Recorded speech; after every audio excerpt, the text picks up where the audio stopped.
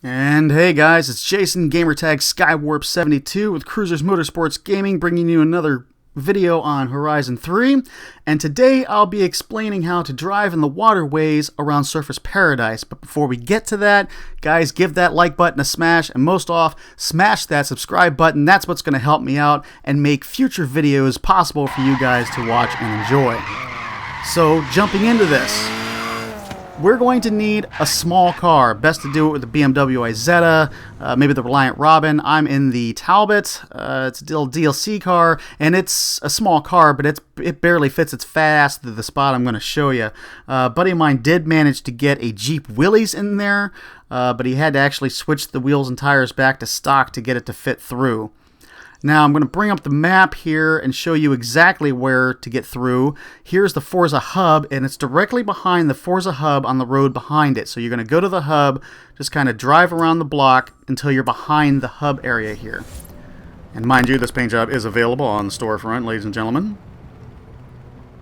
But without further ado, what you're going to do is you're going to drive over to this sign here. The hub is directly behind me.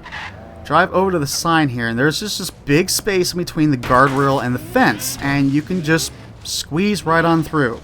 Now once you get through, it's a little tricky, as there are plenty and plenty more spots to fall directly through the map. It will respawn you back into the area you're not supposed to be in, surprisingly. Now behind my car here, and which would be to the left as you first pull in, there are some buildings over there to explore. Leave that to you guys to explore. I'll explain that in a minute. First off, let me explain how to get around this fence. As you can see, if you go too far, you fall off the map, and if you don't go far enough, it's just this real sweet spot, about third or fourth column there. Now once through that fence, you want to ride this fence line along the roadway.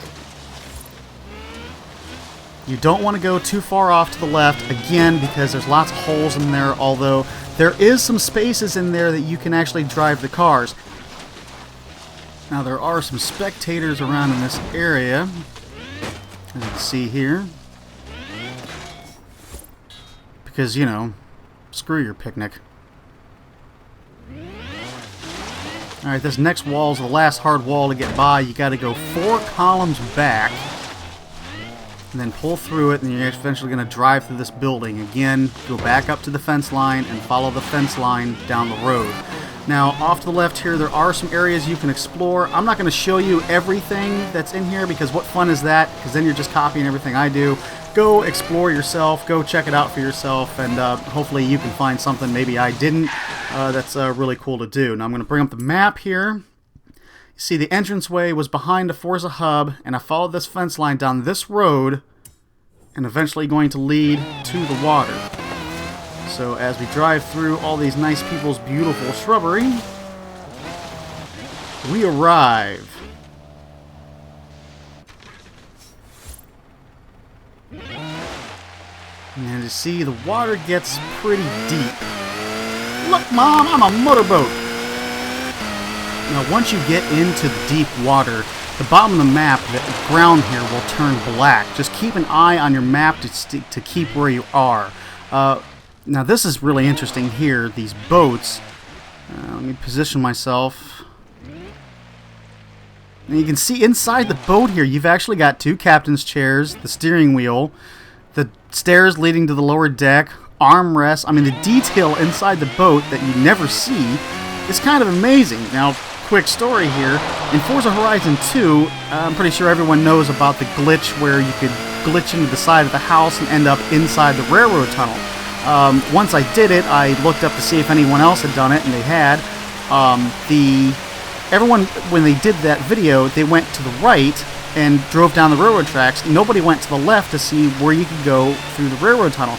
If you followed the railroad tunnel far enough and directed yourself to where you wouldn't fall off the map, you actually ended up underneath some houses that were up the road. And in those houses were actual furniture. And it just kind of makes me wonder why Playground Games puts this kind of detail in their games in areas that you're not supposed to be in. It's just kind of weird. Now, like I said, once you're in the deep water, the ground will be black for most of the time. I've actually got the camera out as far as it can go. If you stay more toward the edge like this, you can actually see where you're going. But if all else fails, just keep an eye on your map there in the lower left-hand corner, and it's a pretty good indicator about where you're going.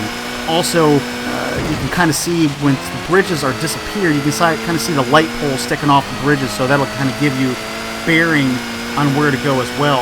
Now, understand that you can only drive in this area where the water is. Where the water edge is the end of the world. You will fall off the edge of the map there. And again, going back to the detail that Playground Games puts and stuff, the underground or the underwater stabilizing fins or whatever you call them on a sailboat are here. Now, I'm going to show you, you can fire the drone from this area, but the drone is just as susceptible as falling off the edge of the world as the car is. Now, understand, if you fall off the edge in some spots, it will take some time to respawn. Now, it will respawn you back into this area you're not supposed to be in, but it can take up to 2 or 3 full minutes, and you'll just be looking at a black screen. Don't restart, don't panic, just be patient when that happens. It will eventually respawn you. Same way with the drone. If you take the drone off the end of the world, then it will also take some time to find the car and respawn back to where you can do something again. Now here's something interesting. You can actually drive off the end of the world. Now there's some other things in here to do, but I just want to show you this one thing. It's pretty interesting. I'm sorry, but you've completed every race, PR stunt and bucket list challenge. There are no more fans to earn in Australia. Now that sound you're hearing is me hitting the gas. The car is actually outside the map. This is where the game just completely ends, which is completely crazy that you can actually get here. Now from here, it will not respawn. If you drive over 100 miles an hour off the edge of the map, it will not respawn up there. So what you do is you just fast travel to someplace else out on the map, and it'll take you right there, no problems. Alright guys, and that's how you drive the waterways in Forza Horizon 3 in Surfer's Paradise. Again, hit that like button, smash it, and smash the subscribe button. If I get enough likes and views on the videos, I've actually just got done building a 6-car garage out behind the house. It is the man cave to end all man caves. And I've got a lot of cars, if you've seen them in previous videos. So I would like to do maybe some live gameplay from the garage with some of the cars in the background. Just want to know if that's something you guys be interested in. I think it'd be pretty cool. Also, I'd like to give a shout out to my Cruizers Motorsports team on Forza Horizon 3 who helped me discover this. That's Cummins Apart 20, Honest Dan, Thunder GT, Paramore CFC 91, GTO Daddy, and Gangrene, guys. It was real fun doing this with you guys, and thank you. And I hope everybody enjoyed the video. I look forward to making some more for you. Skywarp 72, I'm out of here.